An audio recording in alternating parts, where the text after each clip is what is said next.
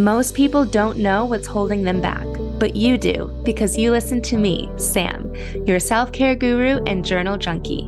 Welcome to Journal Entries, your safe place where you can tune in weekly to get tips, tricks, and journal prompts to uncover your feelings, gain clarity, and make your move.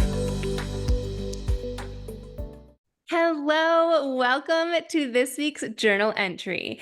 I am recording at an evergreen cabin. It's about 2.5 hours from home, but I have this time and space to myself, and I want to talk about summer. I posted on my social media a few weeks ago about just asking people about what their summer plans are. And 21% of the people who voted said that their calendar is filled to the brim with activities and things going on. 14% said no major plans. They get to decide what they're doing each day. And 64% said somewhere in the middle. I am actually one of the people who have no major plans. We don't have any big family vacations, no extravagant parties or events or anything that we're going to. We do have staples in our routine, like my son goes to daycare every day. We have soccer practices, gymnastics. We've got those things. But besides that, we wake up and we kind of decide what we want to do on the weekends and after school based on the weather, our energy levels, and what sounds like fun.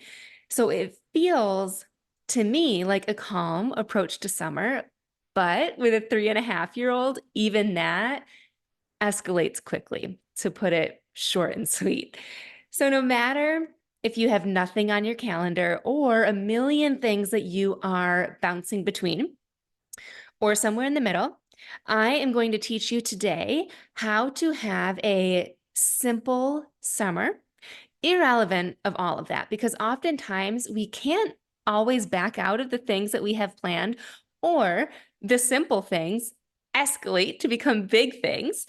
And no matter what, it always feels good to feel good, to go about our day feeling calm and productive and like we're having fun and having a good time, not always swirling around in our brain of the next thing that we're going to be doing, or even the next meal that we're having, and basically having our to-do list swirling around. So instead of teaching you how to say no to certain plans and how to move things around on your calendar, I'm actually going to teach you how to think about things differently if you do want to follow through on all of the commitments that you said you would and have that fun, productive summer in a simple, calm, and peaceful way. When you focus on the emotion behind your schedule and to-do list and the feelings swirling around inside of you, and then you create a consistent, note, not daily, but a consistent habit out of this, out of checking in on yourself, it will help you quickly understand when you are getting emotionally escalated or triggered, if you will, and process those feelings just as quick so that you're not reacting and then potentially passing that on to your kids or whoever it is that you're with.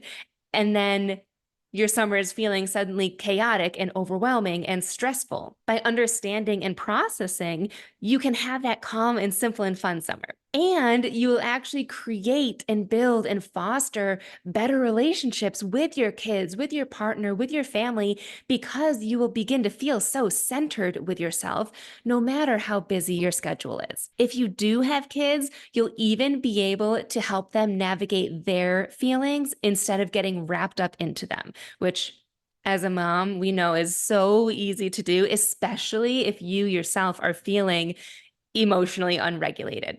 I actually created a journal to guide you through this process that I'm about to share with you. I'm calling it the Simplified Summer Journal for Streamlined Schedules and Self Check-ins. You can get yourself a copy in the show notes. It's totally free, so go click there now so you can follow along as you listen, or tap it right after you listen to this episode and rate my show. Okay, so let's dig into the journal. First and foremost, this is a 4-day journal. That's it. I want you to choose any 4 days of the 7-day week that you want to start this to check in on yourself. And it can be any 4 days. It can be 4 days in a row. It can be throughout the week, whatever works for you.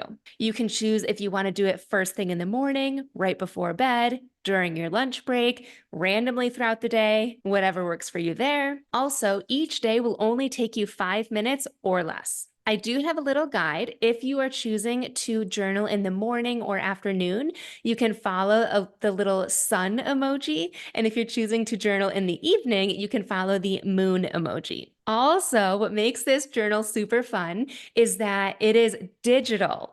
Yes, digital. You can print it out, but I have created this in Google Docs so that you can open it on your phone and quickly do this in the morning or at night. Like I envision you in bed and just like doing this right before you fall asleep or doing it as soon as you wake up or in the pickup line while you're waiting for your kids to come out of school or at soccer practice. It's made for the woman on the go who really wants to check in on herself but hasn't been able to do it because you're so freaking busy. And since it is digital, I included a song every single day. And my vision is that you tap to listen to the song as you journal. Each song is less than 5 minutes. So that's why I say if you're listening to the song every day, you'll journal for less than 5 minutes. And I include the length of the song so that you know exactly how much time it's going to take you. Lastly, before we get into the prompts, you can choose to come back to this Google document, just pop it open on your phone or your laptop and come back throughout the day to fill out the accomplishment list. This is above and beyond, but it's something that I love to do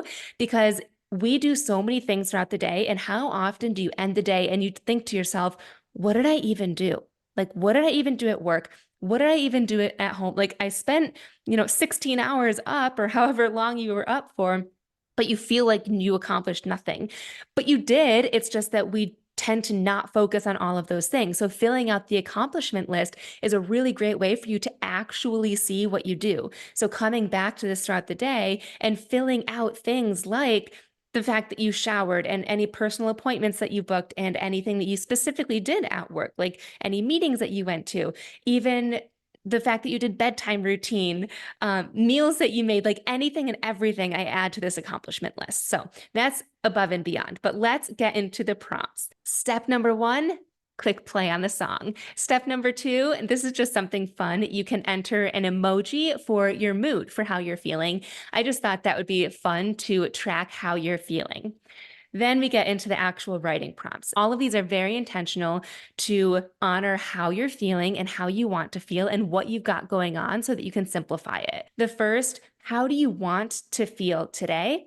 Or if you're journaling at night, how do you want to feel tomorrow? Intentionally choose how is it that you want to feel. There are a whole slew of emotions, and based on what you're going through in your season of life, just pause for a moment here and really think intentionally about how it is that you want your day to feel. How it is that you want your day to go. Maybe think about it, what you have going on the next day, or any conversations that you know that you need to have today. Do you want to feel empowered? Do you want to feel happy? Do you want to feel courageous, brave, calm, fierce? In fact, I might even add to this journal a whole list of emotions that you can choose from to make it easier, because I remember when I first started journaling, I was like, I don't know how I want to feel. I want to feel good. So maybe I will add that in, a list of emotions that you can choose from just to get you to start thinking in this way. The second prompt, what will bring you joy today or tomorrow? Maybe having a certain conversation go a certain way will bring you joy. Maybe having somebody surprise you with something would make you feel good. Maybe having a work presentation go really well. Finding $10 on the street. A million options here, right? So what will bring you joy today or tomorrow? Next, what's one goal that you would feel good about accomplishing today or tomorrow? One goal. This can be something at work. It could be something at home. It could be something on your to-do list, like finally making the dentist appointment that you've been meaning to make for months. Or maybe it's you've been wanting to work out and you keep pushing it off. So today you'll feel amazing if you actually exercise. Or maybe it's truly sticking to the bedtime routine and getting the kids in bed by 7 or 8 or whatever time. Fourth prompt, what is a positive reminder that you can use throughout the day? Some days we just need a reminder that everything will be okay. Some days we need a reminder that we need to stay calm. Some days we need a reminder that there will be better days. Some days we need a reminder that we are powerful. Think of this as like an affirmation, or think of it as if a friend were in your shoes, what positive affirmation or advice would you tell them? Jot that down. Next, top 3 tasks. I know you have a whole bunch of tasks on your list, and feel free to just type them all out here. That's why I love Google Docs, is just add some bullet points and just jot them all down. But then hone in on your top 3 tasks. Like, what do you have to get done? And honestly, it can be 1 task if you want. 3 is the maximum that you should really try and accomplish. And last but not least, brain dump space. I do encourage you to try and fill this out. This would be any extra tasks that you have to do, any thoughts that come up as you are journaling, any feelings, any goals, any ideas that pop up for you. This is optional because things might come up as you are journaling, and as you do create this time for yourself and space for yourself, things might start bubbling up for you. But if you don't have the time, or if you feel really good after honoring the emotions and your to-do list and organizing all of that, feel free to leave that empty. I have designed this in a super simple way. And again, it's only 4 days. If you love it, feel free to copy and paste it and make it a whole 30-day journal, or keep going on and on and on. It's free, it's yours, do what you want with it. But these are really strategic in honoring how you're feeling, honoring how you want to feel, and also streamlining your schedule so that you are accomplishing the things that you have to do in a way that reminds you of what it is that you want, knowing that you can't always do it all, and that is okay.